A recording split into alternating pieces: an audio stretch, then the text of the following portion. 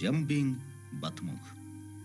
Энэ хүн социалист гэгдэж байсан үеийн Монгол улсын сүүлчийн удирдагч.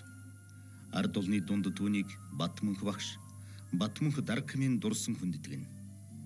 1990 оны цагаан морин жилийн үйл явдалд миний байр суурь хэмээх өгүүлэлтэн бид нийтээрэн ярьж занснаар социализм гэж нэрлэгдсэн 70 жилийн түүхтэй нийгмийн тэр тогтолцооны сүүлийн 15 жил 9 сарын хугацаанд Монгол улсын засгийн болон намтрын тэргүүний онц хариуцлагатай албан үүргийг томилолд оруулан сонгуулиар гүйцэтгэх түүхэн хувь талин өчүүхэн миний хувьд оногдсон билээ гэж Жамбын Батмунх бичжээ.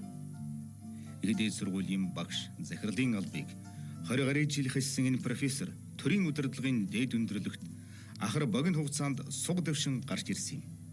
Энэ нь түүнд улс төрийн зүтгэлтний ноён руу холж, голж шинж охилон тунаж байсныг төр түмэн цагийн улам мэдэрч итгэл хүлээлгсэн хэрэг байлаа. Батмунх хөдөөгийн игэл малчин ардын хүү